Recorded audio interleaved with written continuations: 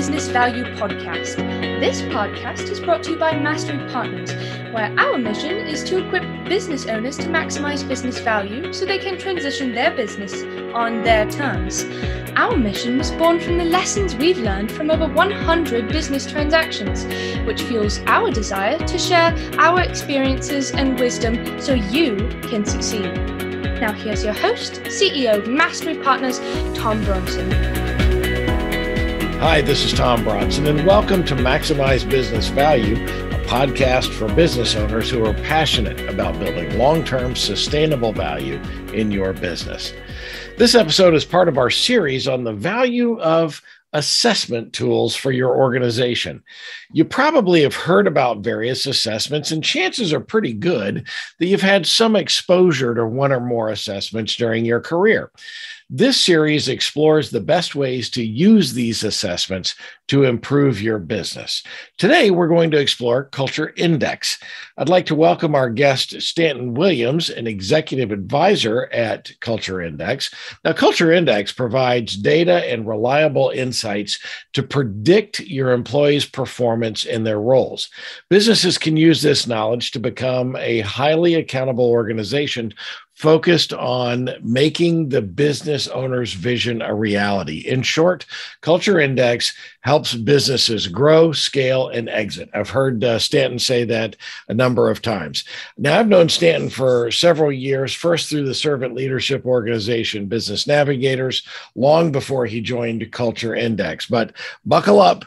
This is going to be a fun ride. Welcome to Maximize Business Value, Stanton.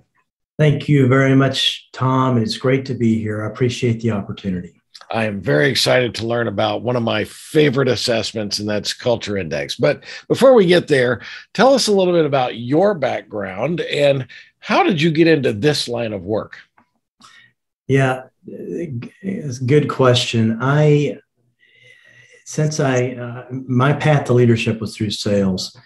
It became through sales leadership and ultimately as the president of a company. And as a president of a company that is data-driven, I valued assessment tools. And I've always used those to help me make better decisions. The thing that stood out to me about Culture Index is that as opposed to just giving me a report, it was the first program, and really the only program that I know of, that gave me a system and a process that taught me a language for helping me to understand how to make sure that I identified the right talent, that would help me make sure that I had the right people that were currently on my bus in the right seats, that I understood what their intrinsic motivational needs were, what their preferred communication style was, so that when I applied that knowledge, and that's the key, when I applied it, then people were a lot happier, and I had a system and a process to follow. That's what led me to Culture Index. And you joined Culture Index a little over 5 years ago, I think. So let's jump in and talk a little bit about Culture Index. What exactly is Culture Index, and could you give us a little background on that assessment tool? Yeah, so the differentiating factor is that we are using data and analytics to drive organizational outcomes. So we do not consider ourselves to be in the personality profile space. We are growth advisors, we're business advisors. So we think of it as Moneyball for business. So it's a matter of using data and analytics to drive desired organizational outcomes. Now, we work with a lot of nonprofit organizations as well. For the for-profit organizations, those desired organizational outcomes tend to be more revenue, more profit, more scale. So we are attracted to high-growth organizations. I love that. The Moneyball for business. One of my very favorite movies of all time. And what a brilliant analogy that you've drawn there. So a few weeks ago, last week, we had an interview with Dr. Jenny Gray to kick off this series. And there she described several different types of assessments: personality, work style, and cognitive. Personality or sometimes predictive assessments are typically pre-employment. Work style or productivity assessments are typically used to improve team and individual performance. What type of assessment is Culture Index? Yeah, that's a good question. So Culture Index, as part of our program, is a personality inventory, but 80 people naturally gravitate toward the pre-employment aspect, and that is a portion of the program.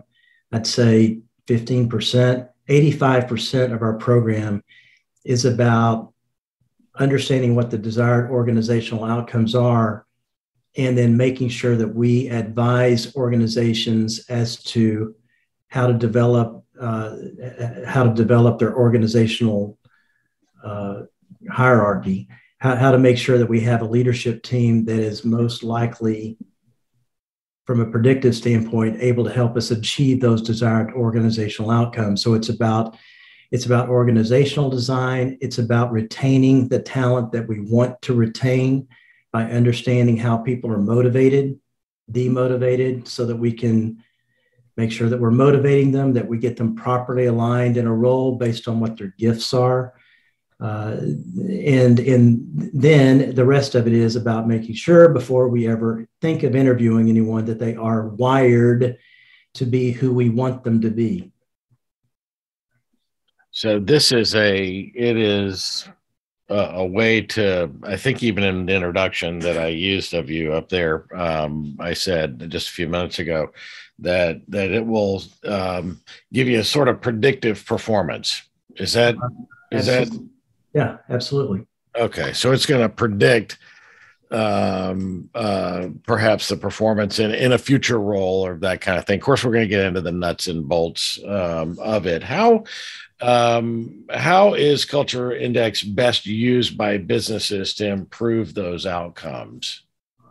Well, so one of my first questions to an executive is, what are the biggest challenges that you're facing in your business? Because those are the challenges that the bigger the challenge, the more interested we are and the more good we know we can do. Because we're going to take a look at who is on the bus and in which seat, and we're going to be able to pretty quickly understand why they're having the challenges that they're having.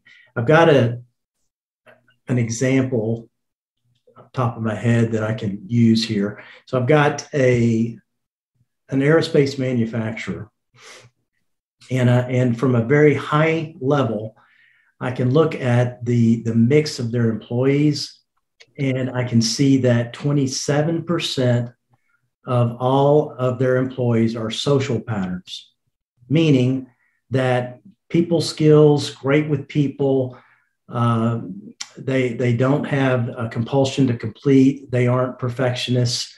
There's nothing wrong with these patterns, but in a aerospace manufacturing company where it's all about the floor and it's all about execution, and it's all about precision, and it's all about keeping the trains running on time. That's a data point that raises my eyebrow. This is a client also that 14% of their staff was not willing to complete a 5-minute survey. So I know when I just look at that I know that they are not as efficient as they should be. And I know that they're having to do a lot more rework than they should. I know that is very costly. And I can tell just from a very high level what their challenges are, just looking at the data from a very, from a 20,000 foot level. So this is very predictive, and we can use this, and we can look at it by department. We can look at it as a whole, and it's very instructive as to what the challenges are. And what's more important, we're not as interested in what the challenges are as we are in fixing those challenges, so we can understand what it would take to right the ship, to drive more efficiency, to achieve the desired organizational outcomes.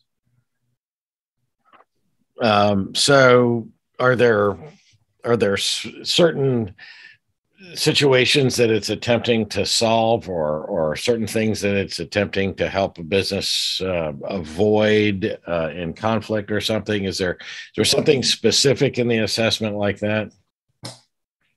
The overall, the premise of the program is that we are all unique. We all have personality traits that are set early in life. And for the traits that we measure, we don't measure everything, but for the traits that we measure, those traits are set very early in life. Once they're set, they don't change. And so we can quickly identify what the gifts are, what the talent is, what the superpower is of each person. And it's about making sure that we are using that knowledge to help businesses generally, again, drive more revenue, more profit, more scale. So normally those are one or more of the challenges that we're addressing. I don't have the revenue I need to have. I'm not growing at the rate I need to be growing. I'm not making enough money for the revenue that I have. All of that can be explained with the data that we're collecting from these analytical trait surveys. That's amazing. That is quite an offering there. Let's back up and give just a little bit of the kind of the nuts and bolts. When I've taken the survey, I'm a big fan of Culture Index, and I'll explain more of that on the back end of this podcast when we explore me and my Culture Index. In essence, it is, and I want you to state this because I'm gonna state it in layman's terms. The thing that you said, that by a certain age we're hardwired a certain way, and that's kind of the top graph that it's measuring and showing the data on, and then below that measures how we think we need to be in the role that we're in. So how do those two kind of things? How do you put those together to make it make sense? Yeah. So we are measuring, each of us have superpowers when we are properly aligned. Each human has gifts, and when they're properly aligned. So we are measuring what the gifts are, what the talent is, and then we are looking at how that person is aligned in their role at work, to understand and how, to the extent to which they feel the need to attempt to be someone they're not in order to be successful. Ideally, that person is properly aligned, so they're doing in their role what they were born on this earth to do.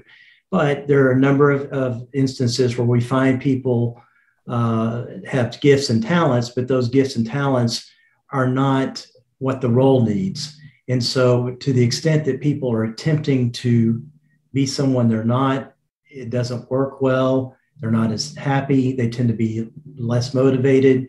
They tend to, these are the types of things that lead to turnover, that lead to employees being, not as motivated, not as engaged, and it's very costly for the business. Yeah, that's I love the visualization. I wish that we were doing this so that we could show the charts, but we'll have to describe those a little bit when we get on to the back end. One last question before we take a quick break. Having employees or candidates take an assessment, and in this case, it's probably candidates asking them to take an assessment when they haven't taken one in the past, it can create some anxiety among either current employees or future employees, the candidates. How can a business owner kind of minimize that anxiety when introducing assessments into the company? Yeah, if it's for existing employees, we have a script that we suggest people use, but it's something along the lines of we're asking, we want to understand your preferred communication style, your intrinsic motivational needs. This is going to help me as a leader be a better leader for you. It's going to help me understand you better. And part of our culture is making sure that we do treat people the way they want to be treated. And if we're going to do that, we really need to understand you better. Please give me 5 minutes to complete 2 questions. Now, if it's asking a candidate to complete the role, then we're just saying, hey, this is the first step in the process. We want to understand who you are, and please complete this short 5-minute 2-question survey in order to take the next step. And so you would recommend, even before interviewing somebody, that they should take the Culture Index? Yes. And the reason is because every human does have gifts, and because every human does have talent, the goal of our program is to remain as objective as possible. When we interview someone without this knowledge, we start making subjective decisions. And then whenever we get the survey results after we've already interviewed them, we've already seen the gifts that they have. We already start to like them. We already see the experience they have. And we start convincing ourselves that, well, even though this is very different, their wiring is very different from the person we need, we start convincing ourselves that, it could just work. One of the things that I know from a client's perspective, as I was a client before I started advising, is that the traits are the traits, and you will see those traits play out in real life. So just to avoid, to remain objective, it's best to survey them before even deciding to interview. I think that's a great idea. If you use resumes or whatever to kind of weed down, and then use the Culture Index, because if somebody does not have the natural strengths to fulfill a certain role, then it would be wasting both of your time, right? To go and even do the interviews. So, but you also may find somebody that even on a resume doesn't look that great, but has exactly the strengths that you're looking for. It could be a great fit for your organization. I'm a big fan of using it. We're talking with Stanton Williams. Let's take a quick break. We'll be back in 30 seconds. Every business will eventually transition, some internally to employees and managers, and some externally to third-party buyers. Mastery Partners equips business owners to maximize business value so they can transition their businesses on their terms using our 4-step process. We start with a snapshot of where your business is today. Then we help you understand where you want to be and design a custom strategy to get you there. Next, we help you execute that strategy with the assistance of our amazing resource network. And ultimately, you'll be able to transition your business on your terms. What are you waiting for? More time? More revenue? If you want to maximize your business value, it takes time. Now is that time. Get started today by checking us out at www.masterypartners.com or email us at info@masterypartners.com to learn more. We're back with Stanton Williams, an executive advisor with Culture Index, and we're talking about the Culture Index and how you use it to better your business, to grow your business, to really improve your business profitability, all kinds of great things you can learn by using the Culture Index. Now, as our audience already knows, I have taken all the assessments that we're talking about in this series. So let's use me as a guinea pig, and I'm just going to hold it up here for anybody who happens to want to see this on YouTube. You can actually see my chart. I'm going to hold it up here for just a second. Let's use this as the guinea pig. First, Stanton, what can you share about, or what insights do you get from seeing my assessment? Well, so I want to frame it this way. I just thought of this. When we're interviewing people are answering questions based on who they are. So their perspective of themselves is based on themselves. So relative to themselves, there are a lot of things. So one of the things that we are doing is we are we are looking at everyone's gifts in relation to all humans on Earth. So when Tom held up that visual, we are showing what the norm is, and then we are measuring how different Tom is from the norm. And there are benefits to being more normal. There are benefits to being less normal. In this case, there is nothing about Tom that is normal, because there's nothing about his traits that are anywhere near the norm. In fact, they are so far from the norm, they are extreme outliers. And so that means Tom has extreme gifts, and he also has the sword always cuts both ways. So that means his extreme gifts, he has to be aware of these, because he has potentially extreme challenges. Because if he's that different than the norm, he could be off-putting to many people that are more normal. So Tom, given his maturity, has learned this over time. But we're measuring Tom's traits and every person's traits relative to what the norm is for all humans on Earth. And you might ask, well, how do you know what normal is? Well, a tremendous amount of work has gone into understanding how to understand what that is. And so that's really a lot of the value of what we're doing. Is it's not just understanding, well, I've got strengths in this area. How is that strength relative to all humans? How much of an outlier is this person? What's the benefit of that? What's the potential downside of that? How ready am I for this, for the intensity of a trait, right? Yes, for sure. Would it be a benefit to kind of describe the traits that you're measuring here? Yeah. So Tom's highest trait is his autonomy trait. Now, this is measuring his inner directed ego system. This is his gas pedal. Now, his A trait, I believe, Tom, is 5 to the right. Is that right? That is correct. Yes, I am 5 to the right. So it's over 98. It's higher than well over 98% of all humans on Earth. We don't measure past the 98th percentile. So this tells us that he's more take charge. He's more assertive. He's more aggressive. He's more opinionated and results oriented. Enough's never enough for Tom. Risk oriented, confrontational, growth oriented. Than over 98% of all humans on Earth. So that's his highest trait, and that drives everything about his pattern. Now, he's also has very high social ability, but because his autonomy trait is higher than that social ability trait, Tom needs to win more than he needs, wants, and seeks social acceptance. So he's going to be more selective and professional in his use of that social ability. So when he sees an opportunity to win or to advance a position, he will turn on the charm. He'll light up a room. He's motivational. He can be inspirational.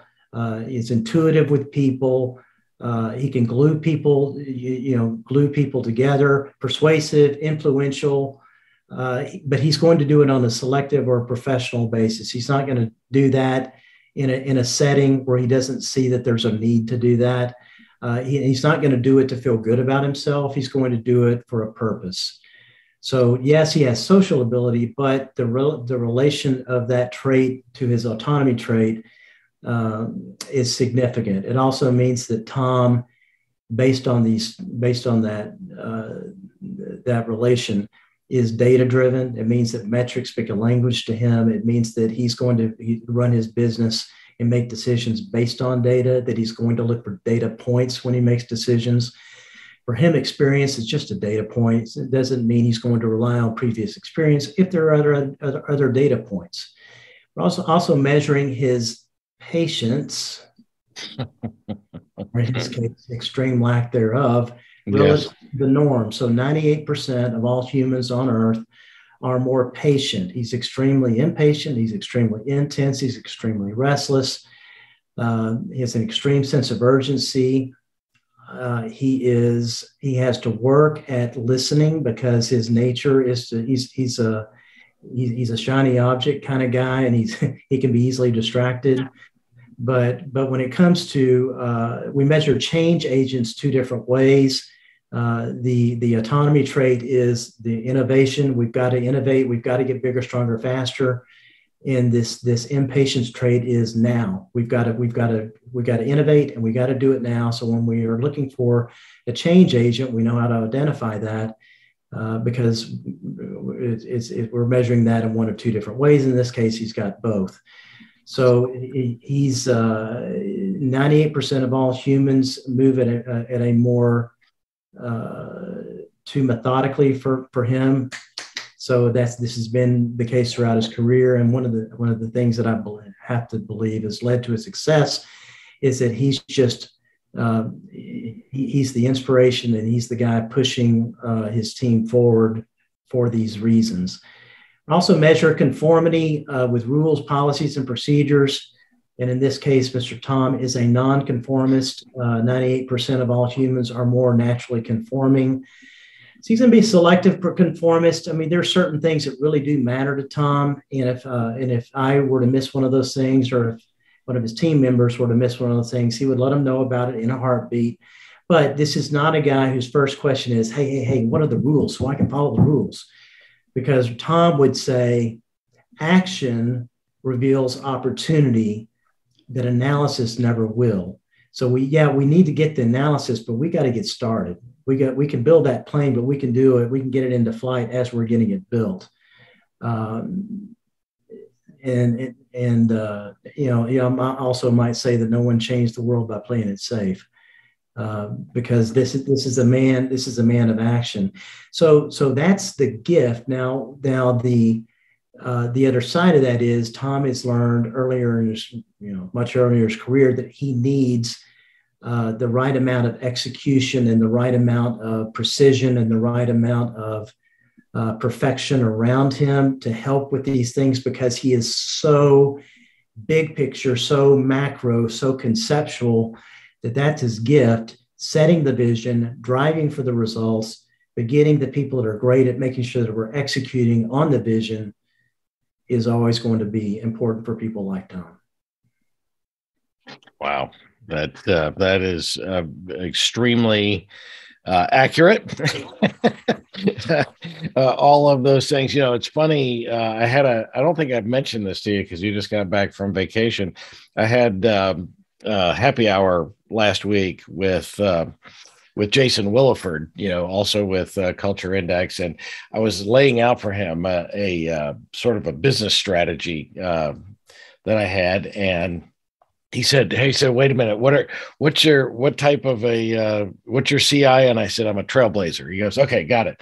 And then as we kind of go through this, he thought about it for a little while. And then he started firing questions at me about details about how this is going to work and how that's going to work. And I said, stop. I'm a trailblazer. Those things don't matter. Those will fall into place to me as I'm rolling this train down the track. Is that a good descriptor? Yeah, no, it is because action. Action reveals those opportunities. So we got to get that thing going. Yeah, it's let's get going, and we'll figure out the details as we need to figure out the details. And so I just thought that was funny that someone like Jason, who is so well familiar with Culture Index, even knowing that I was a trailblazer, as soon as I told him this is not important, he goes, "Oh, that's right, trailblazer." Right. Well, if he were to see the width of the pattern, and trailblazer is not a trailblazer. So there's, this is about as wide as we see. Right. So now let's say that I'm applying for a job, and what should the hiring manager, or what should the hiring person or the interviewing person now learn from me? What kind of jobs am I good for? Or what if I was applying for, let's say, an operational role? Would you eliminate me in this case if I'm applying for sales? Am I right for that kind of a role? Yeah, good question. So the answer to that question, Tom, is going to be based on the company, because certain companies are looking for certain types of traits and certain roles that might be counterintuitive for others. But what I can say is this is a pattern that is gifted at taking us into uncharted waters. So what I'd never want to do with someone like this is put them in a role where we're asking them to maintain. That's not going to work. I mean, that would, first of all, I don't even know how we would hire someone. But when I see your pattern, this is not a person that's eminently employable. So, you see my pattern and run away. Selectively employable at best, meaning that you're more independent than over 98% of all humans, and that would be what leads to that employment comment. But so taking us into uncharted waters, this is someone who's naturally gifted at consultative sales. This is naturally someone who's gifted at innovating, at pushing us forward, it's 4 proactive traits. So I've got to, if we're going to bring someone with these traits on, it's got to be in a position where they can drive change, where they can innovate, where their gift for shaking it up is valued, because, we put this, not everybody's ready for this. So the first question I would have is, who is this person going to report to? And then I can look and say, well, how well is that going to work? And we can see it, we can avert a train wreck, right? We can see the train wreck before it happens. So I don't want to do that to the candidate. I don't want to do that to the leader.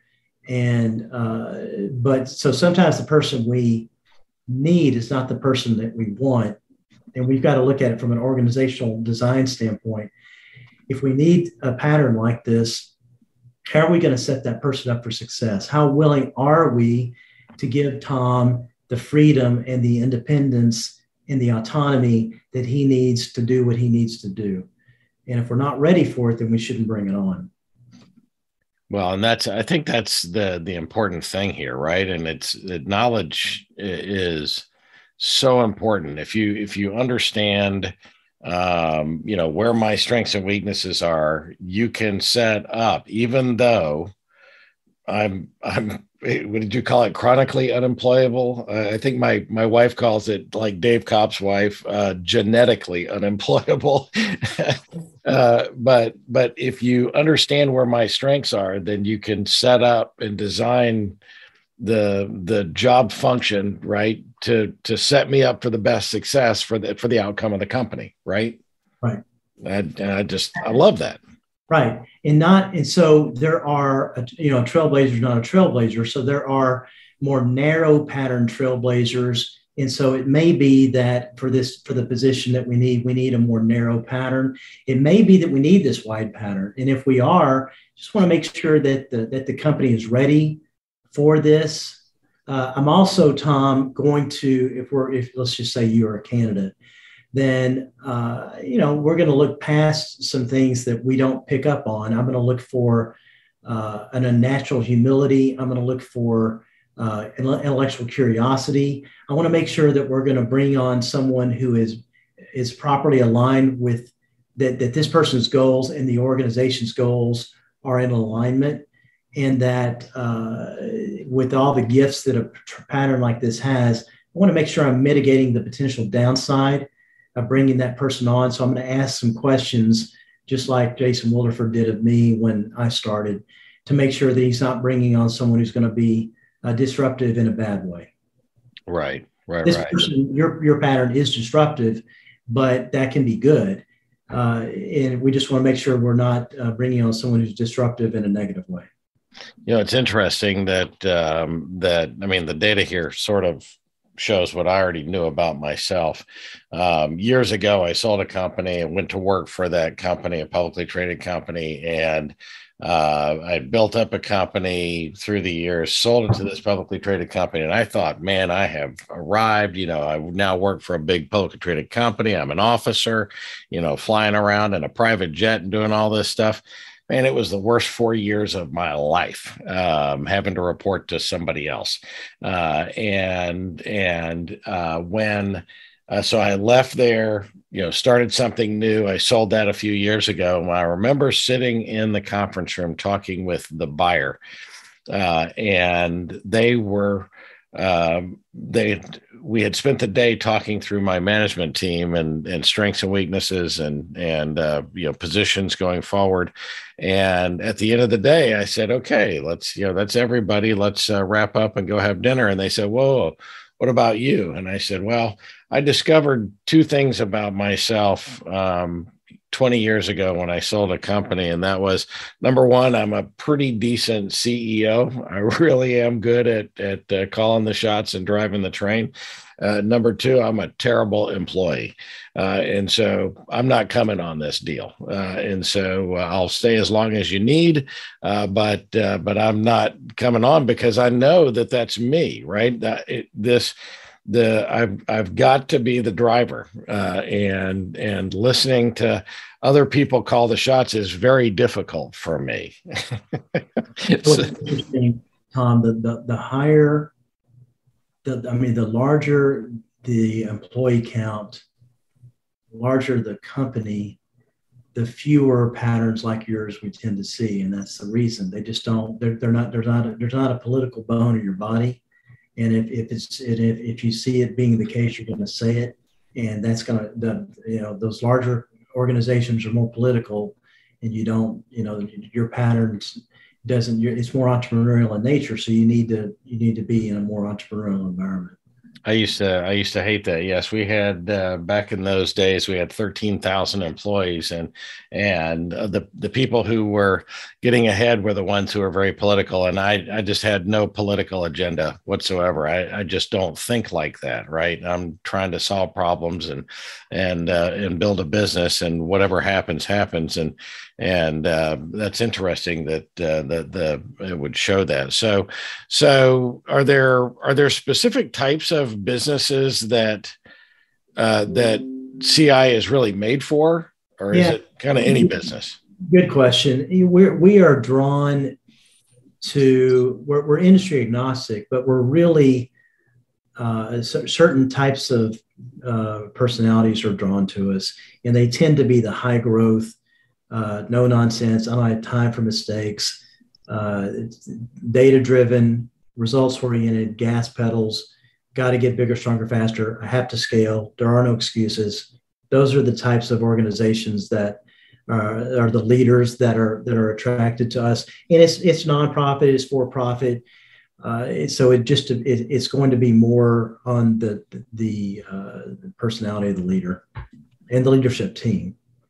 Yeah. Because we're valuable for a lot of situations, but you're not going to get the value of our program in a lifestyle business that you will if the business is a high growth or wants to be high growth and is willing to make the decisions necessary to be high growth. And in a way, what about the openness of the organization? It just occurred to me that as I'm thinking about these things and using these to the advantage of the organization, would you be a fan of like sharing, let's say, an entire leadership team? And when I was at my last company, I had a dozen direct reports running all different businesses for us. And would it be a wise idea to share the results with everybody? Or is it just something that you say, hey, your supervisor needs to understand this about you? Well, so ideally, in that case, how many leaders did you have? 12? There were 12 on our leadership team. Well, so ideally, all 12 of those we would have go through a 2-day intensive leadership training workshop where we are helping each of the 12 not only understand themselves better, but understand each other better. It's because most conflict can be explained by differences in these traits. Instead of he's a jerk, she's not this, he's not that. When you understand what the wiring is, okay, So I understand now. It's not that he or she is meaning to be a certain way. A lot of it has to do with wiring. Okay, so it's easier for me to extend a little grace and then value them for the gifts that they have, and then give them a little slack for what they're not. And the most successful clients that we have will they'll use this throughout the organization. So even people that don't go through the training will have their traits maybe on their wall or on their workstation, and they'll have things like likes this, dislikes that, do this, don't do that. Just as a reminder that before you have a visit with that person, oh yeah, I need to remember who they are, so that I set this conversation up to be most effective, because my natural approach might not be nearly as effective as if I slow down a little bit and treat this person the way they want to be treated. Yeah. Yeah. Awesome. Well, before we go, we need to wrap up here in a few minutes. But before we go, what about shameless plug for Culture Index? What sets you guys apart from other assessment tools, and how do you work with clients? I already, and just full disclosure to our audience, I already know this because I've recommended Stanton to a number of our clients. Well, right. So what's different? I think that the thing that is most differentiating for us is that it's the money ball for business, but we're going straight to the C-suite. We don't start with HR. This is not designed to be an HR tool. It's designed to be a tool that helps leaders drive results. It is used by HR, but it starts at the C-suite. And so it's the first program, the only program, Tom, I've ever been exposed to that taught me over. I was a client before I started doing this. That taught me over 2 days how to understand humans in ways that I'd never understood humans. So then, instead of relying on somebody interpreting a narrative to tell me how to make decisions, I was able to make decisions based on the knowledge that I'd been trained on. I'm going through that class. I'm like, I can't believe at that time I was 48 years old. How am I just learning this? And I'm 48 years old now. I'm a lot older than that now, but that's so it was life-changing from that standpoint. It's the teaching a language. It's the equipping leaders to be able to make the decisions. It's teaching people how to fish, and then being the fishing guide. What do I love doing more than anything is growing a business. But if I'm not doing that myself, the next best thing is helping other people do it, because everybody has the same type challenges, right? Yes. Yeah. And I love the way you guys call yourselves. You're business advisors, right? You're there to really advise the business owner based on the data that you're gathering about the business. Now, before we go to, I'd be remiss. You and I had a great conversation prior to recording, talking about your recent trip to Kilimanjaro. You just got back this week. I know that. So just give us a little bit of taste of what that was like. Yeah, so this was an incredible experience. I went with my boys. My boys are 28 and 24. And, from my perspective, I was an incredible dad. Their perspective is what matters. And so, they were able to pick up on some things that I didn't realize that I might have been able to do better than I did. And so I think one of the things I wanted to do was really bond with them again, and we did. And when a challenge would come up, instead of me going in and fixing it, which is my nature, I forced myself to back off and I let them take charge. And they, one of them in particular, handled it the way I would have, but it was okay if he did it. And it was better that he did it. So I was able to sit back as a dad and let them do that. But from Kilimanjaro was a magical experience in a lot of ways. The beauty, the people of Tanzania. There were 10 of us that did the hike or the climb, and we had 50 support staff that helped us, whether they be guides, kitchen staff, carrying the toilets up the mountain and down. We were treated Did you just say carrying toilets up and down the mountain? Yeah, that was a bonus that I didn't anticipate. So I've got to throw in a plug for Ian Taylor Trucking, because I can't imagine anyone doing it better. They were and are amazing, and it's not just that, but they give back to their people and they make sure that those people are taken care of. So it was an incredible, magical experience that my kids, one of my more verbal son, had said, it was perfect. Couldn't have been better. And I agree with him. We were so well taken care of, fed.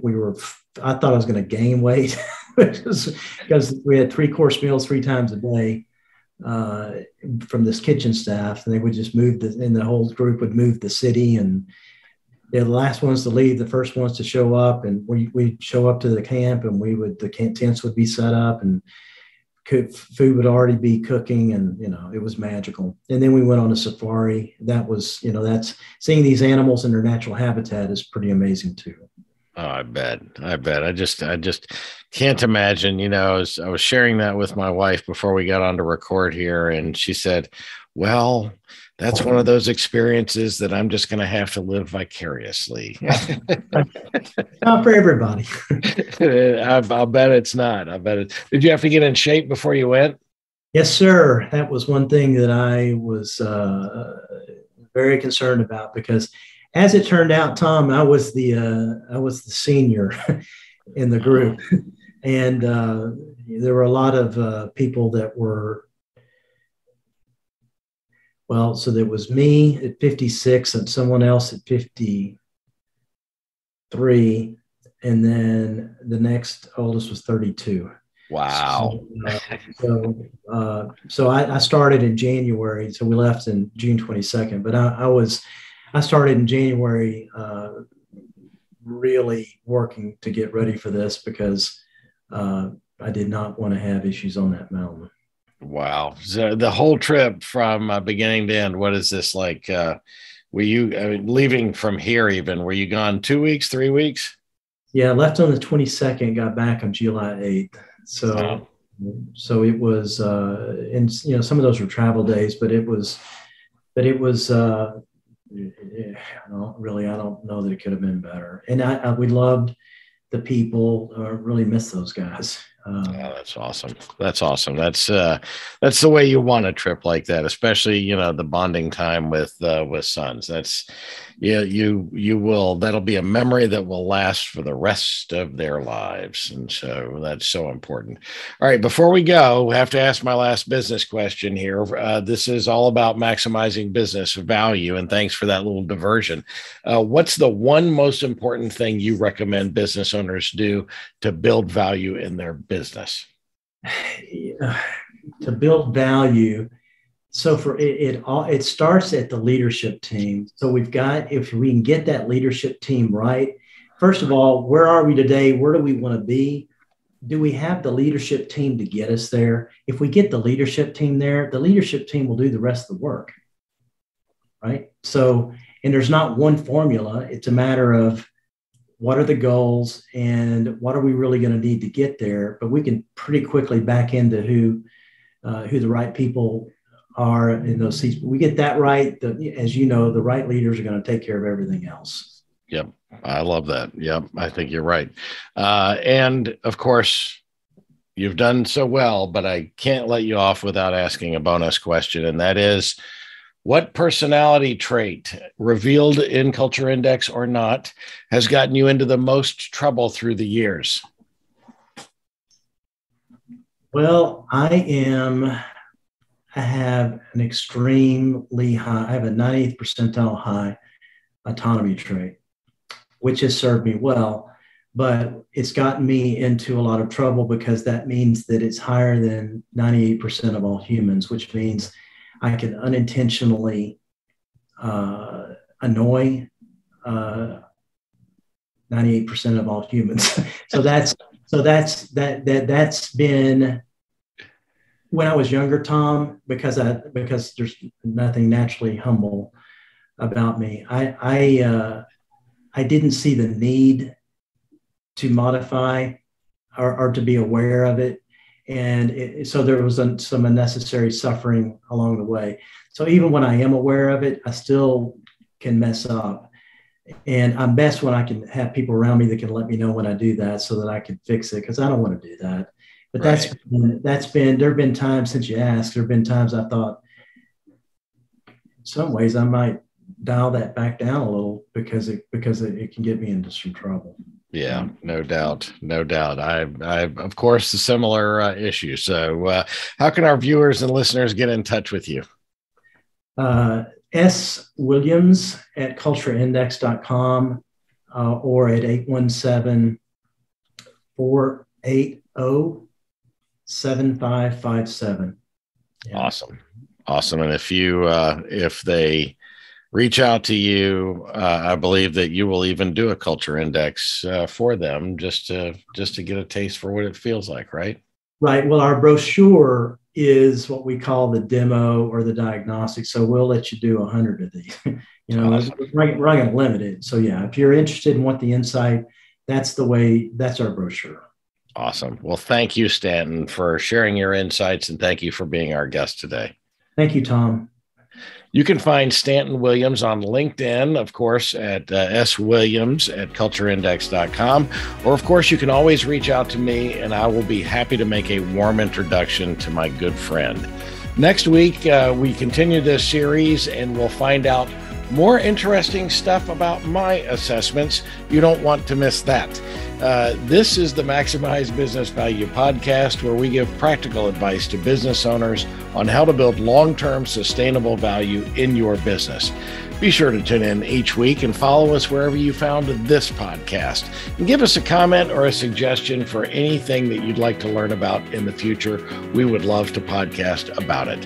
Until next time, I'm Tom Bronson, reminding you to use assessments wisely in your business while you maximize business value. Thank you for tuning into the Maximize Business Value podcast with Tom Bronson. This podcast is brought to you by Mastery Partners, where our mission is to equip business owners to maximize business value so they can transition on their terms.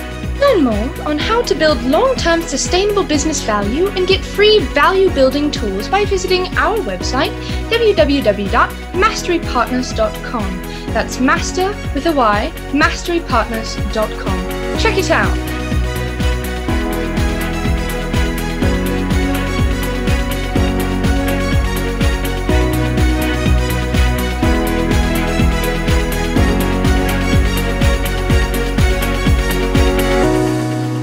That was perfect. I wouldn't make any changes on that.